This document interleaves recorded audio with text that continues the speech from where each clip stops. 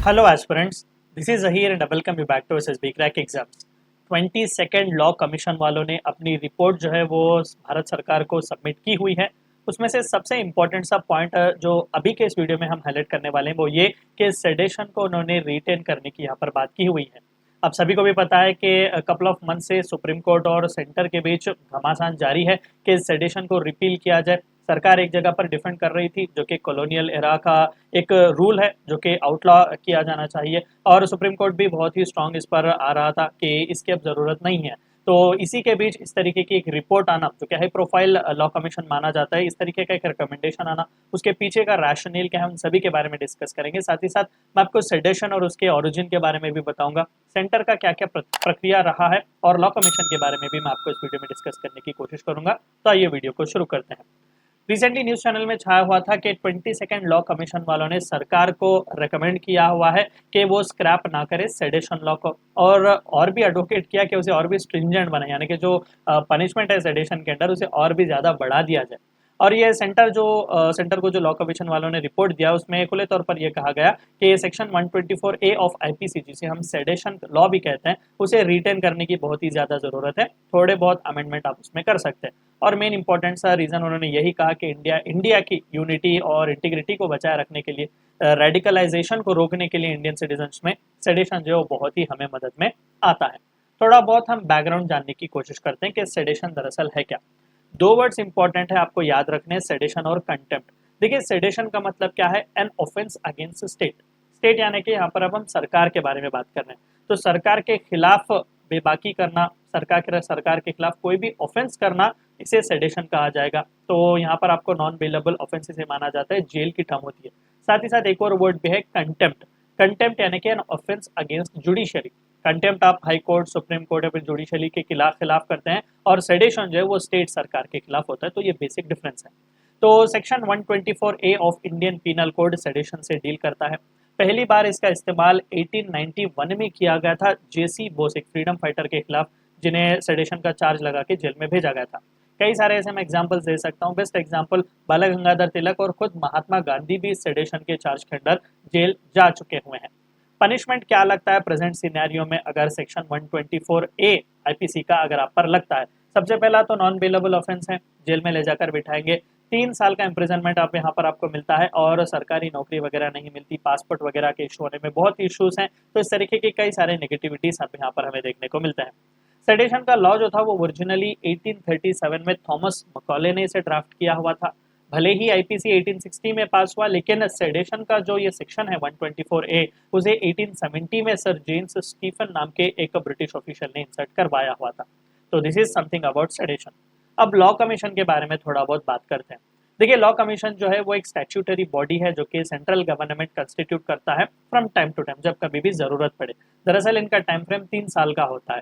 तो अभी जो 22nd लॉ कमीशन का टाइम फ्रेम था, वो पीरियड जो था वो 3 साल का था। फरवरी 21 2020 को उन्हें अपॉइंट किया गया था, और उसके chairperson justice Rituraj Awasthi ji, retired justice Rituraj Awasthi ji, यहाँ पर आप उन्हें देख सकते हैं। तो उन्होंने office as chairperson of law commission 22nd law commission assume किया हुआ था ऑन नवंबर 9 2022। सर काम क्या करता है लॉ कमीशन? सबसे पहली चीज, वो ऐसे लॉस को आइडेंटिफाई करता है जो नो लॉन्गर रिलेवेंट है, जिनकी जरूरत ही नहीं है, जिन्हें रिपील करना है, और वो सजेशन देता है। साथ ही साथ उसे ये भी मैंडेट दिया गया है कि नए नए लॉस क्या क्या एनेक्ट करना पड़ेगा, वो लेजिस्लेचर्स को वो सजेस्ट करें, जो कोई भी नेसेसरी हैं हमारे directive principles of state policies को इम्प्लीमेंट करवाने के लिए। और जो प्रियाम्बल्स में हमने सेट ऑफ ऑब्जेक्टिव्स दिए उन्हें फुलफिल करने के लिए, कॉन्स्टिट्यूशन में जो प्रोमिस दिए गए हैं उन्हें फुलफिल करने के लिए नए नए लॉज हम क्या क्या ला सकते हैं, ये सभी रिकमेंडेशंस लॉ कमीशन जो है वो प्रोवाइड करता है।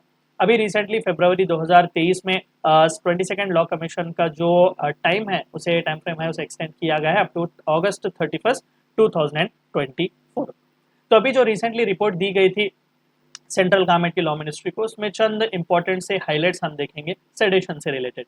सबसे पहली चीज ये कहा गया कमीशन वालों के द्वारा सेंट्रल गवर्नमेंट को कि जो प्रेजेंट जेल टर्म सेडेशन अगर किसी पर लगता है तो बस 3 साल है। 3 साल काफी नहीं, 7 साल का उसे बढ़ा दो। ठीक है, चर्चा यहाँ पर चल रही है कि सेडेशन को निकाल के फेंको, ये कॉलोनियल एरा का है। यहाँ पर लॉ कमीशन खुद कह रहा है कि 3 से 5 साल या फिर 7 साल इसे कर दो। दूसरा यहाँ पर यह भी कहा गया कि रीजन क्या है कि हम क्यों इसे एडवोकेट या सपोर्ट कर रहे हैं। सबसे पहली चीज, इंडिया की यूनिटी सॉवरनिटी को बचाने के लिए सेडेशन बहुत ही जरूरी है, क्योंकि absolute freedom is nothing but absolute chaos।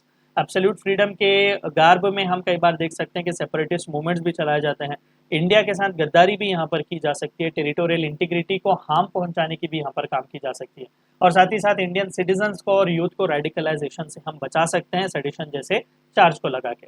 दूसरा, यहाँ पर ये रिपोर्ट इस टाइम फ्रेम में आ रही है जब सुप्रीम कोर्ट ने खुद सेंटर को कहा हुआ है कि जल्द से जल्द सेडेशन लॉ का कुछ ना कुछ करो, और पूरे देश में जितने भी पुलिस स्टेशन हैं उसमें ये ताकीद भी भेजी गई हुई थी, नोटिस दिया गया था कि जब तक सेंटर कोई इंपॉर्टेंट डिसीजन सेडेशन पर नहीं लेता, कोई भी चार्जेस सेडेशन या फिर सेडेशन के सेक्शन को आप इस्तेमाल नहीं करेंगे। अब यहाँ पर सेडेशन एक कॉलोनियल लेगेसी है, नो डाउट, खुद पूरा आईपीसी जो है वो कॉलोनियल लेगेसी ही है। तो जो जस्टिस ऋतुराज अवस्थी जी जो हेड कर रहे थे कमीशन, उन्होंने खुले तौर पर कहा कि महज ये कहना कि ये कॉलोनियल लेगेसी है और इसे रिपील करना ये वैलिड ग्राउंड नहीं होगा।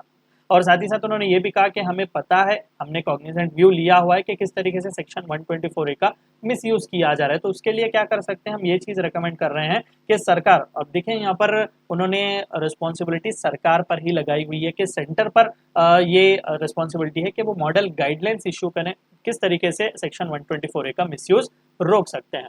और साथ ही साथ कमीशन वालों ने ये भी कहा कि जब आप सेक्शन 124A के मिसयूज के एग्जांपल्स दे रहे हैं तो अब हम इस तरीके से कई हजारों एग्जांपल्स दे सकते हैं अनदर लॉस के, अलग अलग लॉज जो ऑलरेडी अवेलेबल हैं जिनका गलत इस्तेमाल किया जा सकता है। इल इंटेंशन जो इंडिविजुअल्स के पास होते हैं उनके पॉलिटिकल स्कोर सेटल करने के लिए, पर्सनल राइवलरी सेटल करने के लिए जो मिसयूज किया जाता है, इस तरीके के कई एग्जांपल्स हम दे सकते हैं। तो महज सेक्शन 124A के बारे में अब यहाँ पर आप बताने की कोशिश ना करें, और सुप्रीम कोर्ट बेहतर जानती है कि किस तरीके से लॉ का मिसयूज किया जाता है।